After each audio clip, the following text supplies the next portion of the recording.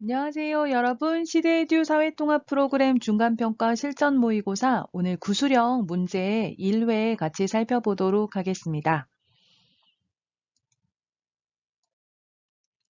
1번에서 3번은 그림을 보고 그림과 관련된 질문에 대답하는 내용입니다. 그림을 잠시 보시면 할머니, 할아버지하고 엄마, 아빠, 그리고 자녀 해서 조부모, 부모, 손자, 손녀까지 3대가 함께 사는 대가족 그림이 나와 있네요.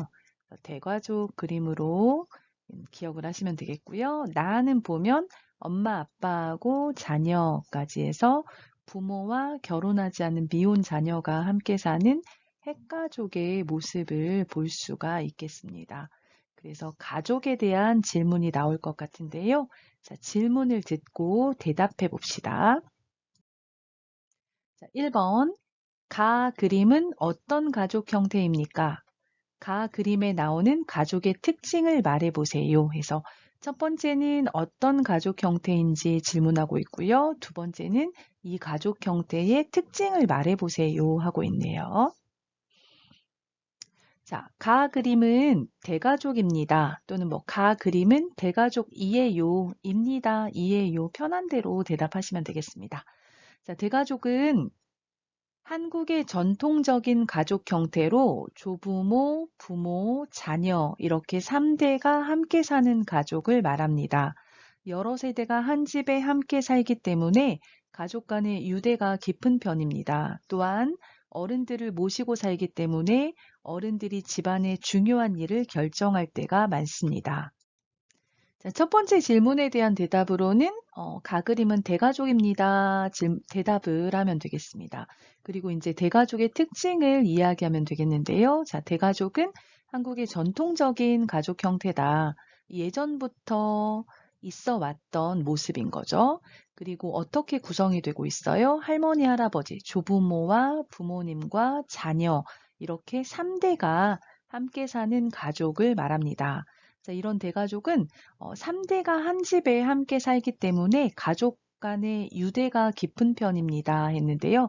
이거는 할머니, 할아버지와 엄마, 아빠, 자녀들이 관계가 깊다는 얘기죠. 서로 함께 살기 때문에 그만큼 더 친하다 그런 얘기고요. 자, 또한 어른들을 모시고 살기 때문에 할머니, 할아버지를 모시고 살아요. 그렇기 때문에 집안에 어떤 일이 생기면 집안의 중요한 일을 결정할 때 누가 결정해요? 할머니, 할아버지, 어른들이 결정할 때가 많습니다. 이렇게 대답해 보면 되겠습니다. 자, 2번. 그림은 어떤 가족 형태입니까? 그림에 나오는 가족의 특징을 말해 보세요. 아까 가족 형태 핵가족이라고 말했어요. 그쵸? 그래서 그림은 핵가족입니다. 핵가족은 부부와 미혼 자녀가 함께 사는 가족을 말합니다. 자녀가 성장하여 결혼을 하게 되면 부모님을 떠나 분가해서 부부만 살게 됩니다. 최근에 핵가족이 증가했는데 핵가족의 경우 부부가 집안일을 분담하고 각자의 생활을 존중해 줍니다. 또한 집안에 중요한 일이 생기면 가족이 함께 의논하여 결정합니다. 자, 이 그림의 가족은 핵가족이에요. 핵가족은 부부와 결혼하지 않은 자녀가 함께 사는 거죠. 그래서 부부와 미혼, 결혼하지 않은 그런 뜻이에요. 미혼 자녀가 함께 사는 가족을 말합니다. 이게 핵가족이고요. 핵가족의 특징을 보면 자녀가 성장하여 결혼하게 되면 부모님을 떠나서 따로 살아요. 분가하다. 집을 나가서 결혼해서 따로 살다. 분가해서 누구만 살아요? 부부만 살게 되고 이 부부에게 자녀가 생기면 자녀가 함께 사는 거죠. 자, 최근에는 핵가족이 증가하고 있습니다. 과거에는 전통적인 가족, 대가족이 많았지만 현재 요즘은 핵가족이 많고요. 핵가족의 경우는 부모님과 함께 살지 않아요. 조부모님과 함께 살지 않아서 부부가 함께 살기 때문에 부부가 집안일을 분담하다, 나누어서 한다는 거죠. 나누어서 어떤 일을 하다 할 때 일하다. 자, 분담하고 또 각자의 생활을 존중해주고 아무래도 부모님을 모시고 살지 않기 때문에 좀 더 개인 생활이 존중이 되고요. 집안에 중요한 일이 생기면 부부가 결정을 하게 되죠. 그래서 가족이 함께 의논해서 이야기해서 결정을 합니다. 이렇게 대답하면 되겠습니다. 자, 3번. 땡땡 씨는 어떤 가족 형태를 선호합니까? 왜 그런 가족 형태를 선호합니까? 자, 여러분이 선호하는 가족 형태를 이야기하면 되겠어요. 선호하다는 더 좋아하다 그런 얘기죠. 그래서 여러분이 선호하는, 더 좋아하는 가족 형태, 대가족, 핵가족 중에서 어떤 가족 형태를 선호하는지 이야기하고 왜 그런지 이유를 설명을 하면 되겠습니다. 자, 제가 읽어볼게요. 저는 대가족보다 핵가족을 선호합니다. 저는 남편과 제가 동등한 입장에서 중요한 일을 함께 결정하고 집안일도 나누어서 하면 좋겠습니다. 또한 각자의 생활을 존중해주고 존중받으며 살고 싶고 주말이면 남편과 함께 여가 활동도 즐기면서 살고 싶습니다. 그래서 저는 핵가족을 선호합니다. 자, 이 사람은 핵가족을 선호합니다. 이야기하고 있어요. 조부모님을 모시지 않고 부부가 자녀와 함께 사는 가족을 말하는 거죠. 자, 핵가족의 경우는 이제 남편과 제가 동등한 입장, 평등한, 같은 입장, 평등한 입장, 같은 입장에서 중요한 일을 함께 결정할 수 있고요. 남편과 아내가 의논해서 결정할 수 있고, 집안일도 나누어서 하면 좋겠습니다. 집안일도 분담하고 싶다. 그런 얘기죠. 자, 또한 각자의 생활을 존중해주고 존중받으면서 살고 싶고 남편과 아내의 생활을 존중해주고 또 뭐 직장 생활도 하고 그럴 수 있는 거죠. 그리고 주말이면 남편과 함께 여가 활동도 즐기면서 살고 싶습니다. 취미 생활을 하고 싶다. 그런 얘기죠. 좋아하는 것들을 주말에 남편하고 함께 여유 있게 하고 싶어요. 그런 얘기예요. 그래서 저는 핵가족을 선호합니다. 이렇게 말했네요. 여러분이 대가족을 선호한다면 왜 그런지, 핵가족을 선호한다면 왜 그런지 이유를 이야기하면 되겠습니다. 4번, 대기오염이 일어나는 원인은 무엇입니까? 대기오염 문제를 해결하기 위해 우리는 어떤 노력을 해야 합니까? 자, 대기오염, 공기가 더러워지는 거죠. 환경오염 중에서 공기가 더러워지는 것을 얘기하는데요. 대기오염이 일어나는 원인을 이야기하고 이 문제를 해결하기 위해서 우리가 할 수 있는 노력을 이야기하면 되겠습니다. 자, 제가 읽어볼게요. 산업이 발전하면서 수많은 공장들이 생겼고 공장에서 매연이 많이 발생하게 되었습니다. 또한 자동차를 이용하는 사람들이 늘면서 자동차의 배기가스 배출량도 증가했습니다. 이러한 원인으로 인해 대기오염이 발생하게 되었습니다. 대기오염 문제를 해결하기 위해서 정부에서는 석탄이나 석유와 같은 화석 연료 대신에 친환경적인 대체 에너지를 개발해야 합니다.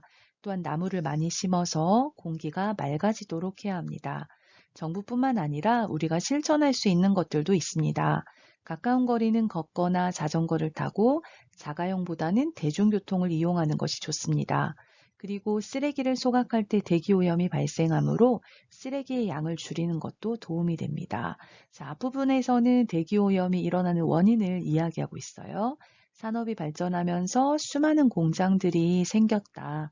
공장에서 뭐가 발생한다? 매연이 많이 발생하게 되었다. 그리고 또 자동차를 이용하는 사람들이 늘면서 자동차의 배기가스 배출량이 증가했다. 그래서 공장의 매연과 자동차의 배기가스와 같은 원인을 이야기하고 있네요. 자, 이러한 원인으로 인해 대기오염이 발생하게 되었습니다. 자, 대기오염 문제를 해결하기 위해서 노력이죠. 자, 정부가 할 수 있는 노력. 정부에서는 석탄이나 석유와 같은 화석 연료를 사용하는 대신에 어떤 걸 개발해야 돼요? 친환경적인 대체 에너지를 개발해야 한다 해서 뭐 바람을 이용해서 전기를 만든다거나 이런 것들을 개발해야 되겠죠. 그래서 친환경적인 대체 에너지를 개발해야 된다 이야기하고 있고요. 또 나무를 많이 심어서 공기가 맑아지도록 해야 합니다. 자, 나무를 심으면 이산화탄소를 흡수하고 산소를 내뿜어요. 그쵸? 그래서 나무가 공기가 깨끗해지는 데 도움이 되는데요. 나무를 많이 심어서 공기가 맑아지도록 해야 합니다. 말했습니다. 자, 두 번째는 정부뿐만 아니라 우리가 실천할 수 있는 것도 있습니다. 자, 개개인이 실천할 수 있는 것들인데요. 가까운 거리는 걷거나 자전거를 타고 배기가스가 발생하지 않는 자전거를 타고 자가용보다는 대중교통을 이용하는 것이 좋습니다. 그러면 자가용을 한 사람이 하나의 자가용을 타는 것보다는 여러 사람이 버스를 타거나 지하철을 타는 게 배기가스 배출량을 줄이는 데 도움이 되겠죠. 자, 그리고 쓰레기를 소각할 때 소각하다는 불에 태우다 그 말이거든요. 자, 쓰레기를 소각할 때 대기오염이 발생하므로 쓰레기의 양을 줄이는 것도 도움이 됩니다. 우리가 그 재활용 쓰레기나 분리수거 같은 것도 해야 되고요. 또 쓰레기를 줄일 수 있도록 일회용품 같은 걸 사용하지 않는 방법도 있겠죠. 그래서 정부에서는 친환경적인 대체 에너지를 개발해야 된다 이야기했고, 나무를 많이 심어야 된다 얘기했고요.